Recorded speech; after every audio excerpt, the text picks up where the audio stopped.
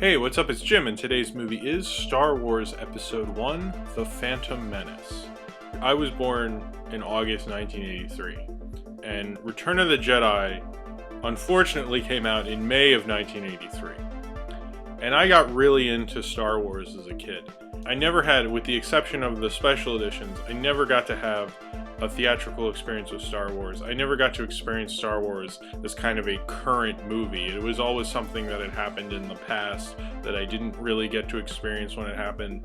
I couldn't really get action figures until I was like in 5th or 6th grade.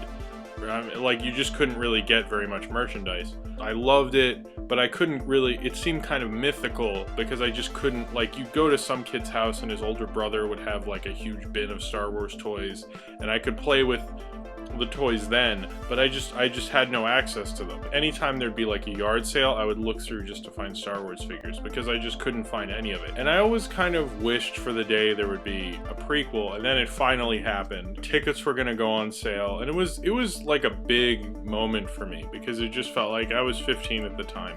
And it was like my entire life I wanted to see a new Star Wars movie, and I heard about how he had all these planned like these 2 trilogies, a prequel trilogy and a sequel trilogy, which he later denied. He said there'd be a sequel trilogy, although honestly would have much rather seen that. The tickets went on sale, and I had an English teacher at the time, Mr. Harris. He really liked me. A lot of people didn't like him at the school, but I thought he was great. I really liked him, and he was only there for that 1 year.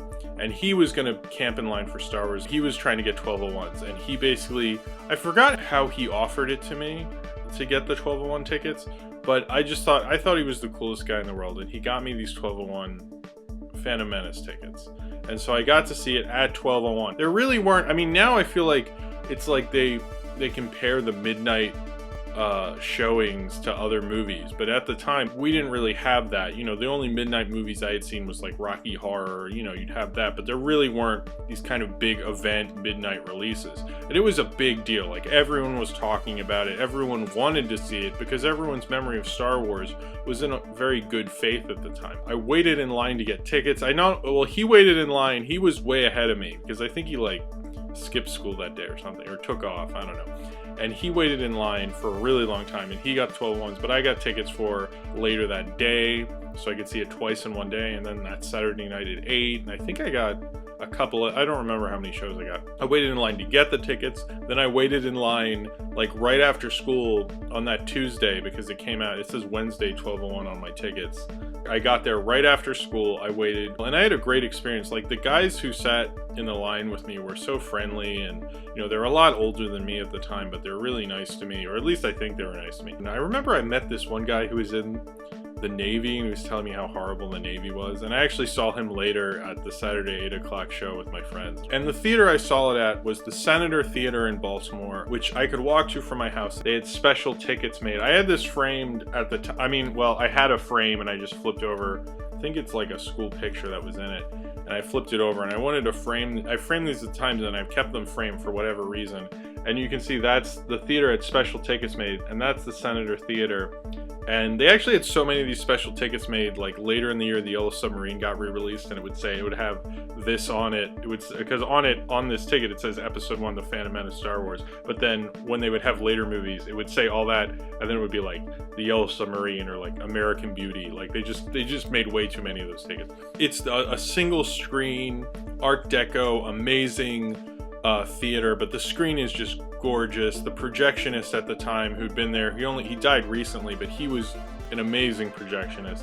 They just put in a new sound system. The owner of the theater would come out and introduce the movie, and everyone was amped up, everyone was excited. I remember in line, because I knew I was getting wind that the reviews weren't so great. There was a review in the Baltimore Sun, it was by Ann Hornaday, and it was like, it wasn't as bad as maybe this movie kind of deserves, but she wasn't entirely positive. I remember like ripping it up in front of all these people, and we were cheering. We're like, yeah, Star Wars is awesome. What does she know?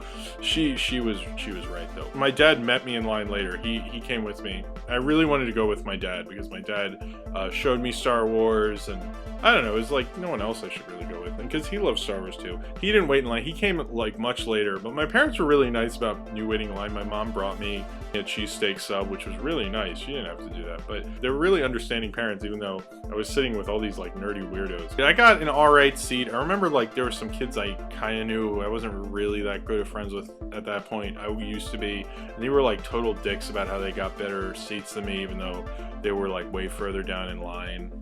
The Senator Theater, the sound was so booming and loud. I could hear like that when that ship explodes at the beginning, your body felt it. It was just amazing. Like the sound in that theater with episode 1 was just absolutely amazing. I was so into it. I don't think that movie could have been far worse, and I probably would have liked it. I just wanted to love episode 1, The Phantom Menace. And I remember getting out at 3 in the morning. They showed it for 24 hours. Like people were gonna see it after we had seen it at 12:01. I always look back fondly on that whole experience. Regardless of that movie, the whole experience of getting the tickets, waiting to see episode 1, and then I saw it again later at 4:45. I saw the movie a lot of times. I saw it twice the day it came out. I saw it that Saturday night. I believe I saw it 6 times at the Senator. And then I saw it again much later at a much crappier theater that was further in, like, I guess it was Timonium, Maryland around. It was really bad. The projectionist sucked.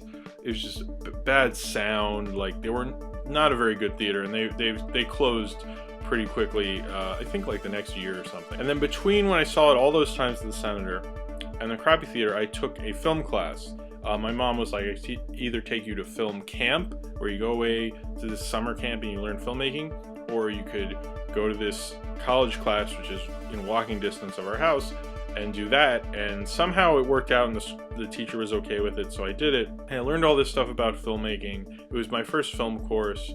I was watching a lot of older films and different movies at the time, and I was really kind of growing up in my knowledge of film. In addition to the fact that 1999 was an incredibly good film year. You had American Beauty, you had The Iron Giant, you had The Matrix, you had Election, you had Princess Mononoke, being John Malkovich, Three Kings, countless others. And I'd seen all these movies, and then I saw episode 1. After I'd taken this course, I had seen it again at this bad theater, and all the money went to charity.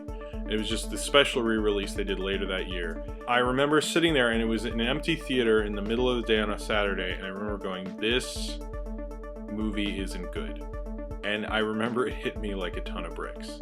And I watched it again to do this review, and it's a bad movie. It's very bad. The only thing I really like is Darth Maul, and I wish they had used him more. For a 15-year-old kid who loves Star Wars, it was hard to take that there was a Star Wars movie that sucked. It's that I always wanted this pop culture moment, everyone to just fall in love with this big movie, like a big Star Wars movie, and have fun, and we're all gonna be like, yeah, Star Wars is awesome, and collectively we love this movie together. And episode 1 wasn't it. I still really like that day. I had a great time. I'll always remember that day. I'll always remember the day after, where I convinced my parents I was sick because I was just really tired from not sleeping that much and watching Star Wars. They let me stay home, and then later that night I admitted it, and they got really mad at me. And it was fun being 15, and I was obsessed with this movie. I got tons of the toys. The best one was the Jabba that slime came out of his mouth. That one was awesome. I had a lightsaber. I have lightsaber battles with my brother, which were a lot of fun. I had a lot of good experiences because of episode 1. But episode 1 itself is bad. It's not a good movie. This time I watched it most recently, I don't think it's been more awful than it has been. I really sat down and was like, I'm going to take this seriously. I'm going to really sit down with this. It's awful. And even now, when I saw the trailer for the 3D re-release, I noticed the 3D wasn't even good in the trailer when I saw it. And I saw it was during the 3D trailer part, and the 3D in Titanic was better. And I was like, wow. You know, I don't see this in theaters. Just get it on DVD. And even Lucas put changes when he put it on DVD. Like, what an asshole. When I look at episode 1, this is what I think of. I try to forget about that awful movie, and try to remember all the time I had fun collecting the limited edition stupid soda cans and waiting in line with friends and meeting people and imagining that there was going to be another awesome Star Wars movie. Sure, there wasn't, but it was a lot of fun. So if you have seen Star Wars Episode 1, The Phantom Menace, and you would like to talk about it, then comment below in the comments and subscribe if you would like to. And I didn't really particularly get as into the other prequels. I saw everyone on the day it came out. I didn't do 1201 again.